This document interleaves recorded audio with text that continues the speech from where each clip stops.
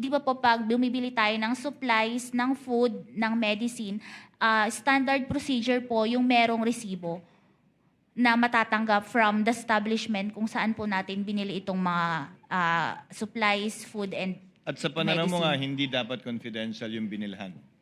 Yung pinagbilhan po, kasi yung sa paggagamitan yung confidential expenses. Okay. You may proceed, counsel. Okay. So, sige, ibahin na lang po natin, no? Gawin nating supplies, no? Halimbawa, pagkain. Supplier ng pagkain, no? Opo. Okay. Ano yung pwedeng tanggalin doon? Let's say, the supplier's name. Let's say, ABC Catering. Pwedeng tanggalin? Opo. Okay, tanggalin natin, no?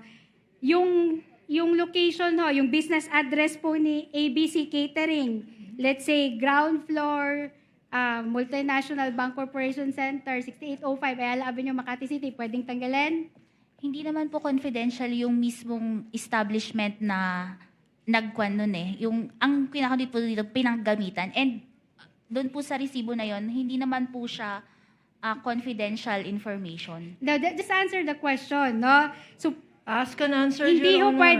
pwedeng hindi tanggalan yung address ng supplier ng pagkain. Kasi Ask po, and answered, Your Honor. Asked and answered. Not yet, Your Honor. Not Counsel yet. asked and answered because It's she ask said... and answered. So, ang she answer said niyo ho that, doon ay hindi. Counsels, please. She said that when it pertains to the purchase of supplies, food, medicines, chairs, if at all computers, the name of the entity where they purchased it is not confidential. Pero kung saan ginamit yon, kung sinong pinagbigyan, sinong pinakain, saan pinakain, yun yung confidential. Tama ba, Celine? opo, tama po. So, yung invoice o resibo ng pagkain, medical supplies, kailangan may resibo. Yan ang interpretasyon mo ng joint circular. Opo, para ma-ascertain namin na talagang ginamit yon for purchases of supplies, food, and medicines po. So, sa bagay nito, ulitin ko, sa pananaw mo, sa interpretasyon mo, sa ginamit mong pag-audit, kapag ka-supplies, hindi ka tatanggap ng other adequate document, resibo talaga hahanapin mo. Opo, para mapatunayan na pinambili po talaga to ng supplies. And this is the same standard you're applying to other government agencies, not only the OVP and the DepEd. Opo. Okay. So, sinabi, pagkain ho yung example natin, no? So, sino ho ba dapat ang may alam kung confidential dapat ang information? Si COA ho ba o si agency? Who is in a better position to know whether a confidential an information is confidential? Pwede pong pakiulit yung tanong? Okay. Question is vague, Your Honor. Sige, okay. Example, pagkain. No, pagkain. Okay. Kung kami ho, agency, sa tingin namin, dapat confidential yung supplier namin kasi baka lasunin. Baka may matuntun, no? Matuntuntun yung supplier namin. Tapos tinanggal namin yung address. Tinanggal namin yung ibang details doon. Sinabit namin sa COA. No? Acceptable pa rin ho ba sa COA yon? Hindi naman po confidential yung mismong Sa supplier. inyo ho, pero kung sa... Ask and answered, Your Honor. Okay. Hindi naman confidential yun. Asked and answered, don't argue with the witness, counsel. Okay, yes, Your Honor. So sa tingin nyo, hindi confidential yon, pero maaaring sa agency, confidential ho yun. para sa kanila. Argumentative, Your Honor. Ask and answered. It is not confidential.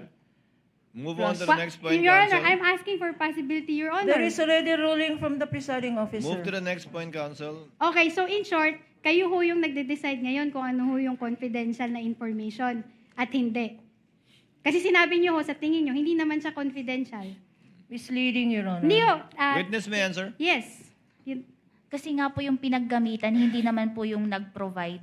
Okay, so okay lang na ma-expose yung supplier sa instance na yon, no? Okay lang na malagay yung Your Honor, address please. ng ABC. Again, this is Ah, already argumentative. Asked This- and answered, counsel, and asked and answered. Yes, argumentative. we There take is nothing confidential about where you Asked buy and answered, supplies. counsel, Your Honor, please, whether this you line of agree or not, questioning- whether you agree with that with the answer of Celine, that was the answer she gave. Continuing objection, Your Honor, if it will apply again to medicines, if it will apply again to supplies, We will chairs not and be- tables, we will have a continuing objection not yet to there, this counsel. line We're not- of questioning, Your Honor. We're not yet there, counsel. Okay. So you Attorney are Christine, saying, you may proceed. Yes po. Your Honor, thank you po. So you are saying the COA is in a better position to judge whether an information is confidential or not. Wala akong karapatan sa agency. Argumentative, Nick, Your Honor. with Excuse me, regard to the food, Your Honor, we are on the example of the supplier of food. Okay, sa instance ho na yan, sa tingin nyo, hindi ho siya confidential, di ba ho? So kayo ho yung mas nakakaalam na ito, you are in a better judgment sa bagay ho na yan. Kasi po dun sa food po, yung tao mismo na bumili, yun yung confidential. Ganun po. Hindi po Hindi ho yan yung tanong ko eh. Okay, the yung question tanong, is vague, Your Honor. yung tanong, Please. The Silene. question is vague. Silene, ang tanong sa iyo ay may karapatan ba yung ahensya magsabi na ito confidential? Kayo lang ba ang may karapatan? Kasi I can actually answer. Tell me if you agree.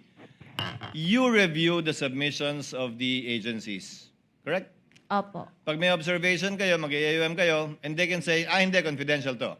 And then you can agree or disagree, correct? Based on the evaluation po ng magiging response nila. And given the difference in the notice of suspension and notice of disallowance, as pointed out by counsel earlier, na may mga tinanggal na kayo, may mga binawas kayo, di ba? Opo. Kasi napaliwanag nila. Opo. So, minsan sinasabi nila, sa unang tingin mo, hindi confidential to, biglang nagpaliwanag sila, confidential yon, binawas nyo o binabawas nyo. Opo, based po sa evaluation ng response nila, kung na-answer na po nila yung issues raised dun sa AOM or sa Na-answer or napaliwanag nila o nakumbinsi kayo na confidential ito. Therefore, hindi kailangan ng resibo o invoice. Opo. Tama? But Opo. your determination is anyway appealable, if at all, to the Supreme Court, the Commission of the Supreme Court. Pag yung sa COA po, opo, pag may decision, may remedy pa po na umakyat sa Supreme Court. Yes. Okay, counsel, move on. so in short, no, sa sagot mo na yan, ibig sabihin, kayo talaga yung nagde-determine na ito, hindi dapat to confidential. Kasi nga, kagaya nung supplies, medicine, and food. Yun po yung naging basis ninyo ng ND ninyo, di ba po? Your Honor, please, I think this was the question itself of the presiding officer. Already Ask and answered, counsel. Yeah, the Already answer is, answered. we want to put it on record, Your Honor. The answer. Ano Ask yung... and answer, Your Already Honor. answered. She agrees, counsel. She agrees. She So, already agrees. okay. So, they will... Okay, I'll move on, Your Honor. Can we move on, Your Honor? Now, Ms. Celine, who determines the safeguard to be implemented in order to secure the success of an agency's confidential operations?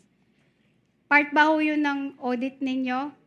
Na kung ano yung mga hindi dapat dinadivulge or dinadivulge ng agency? Part 2 ba ng ICFA audit yun?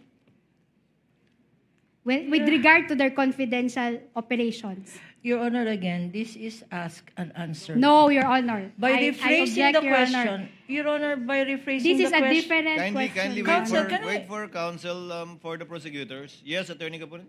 Your Honor, these are the same questions rephrased differently, Your Honor. Ask and answer. It is not, Your Honor.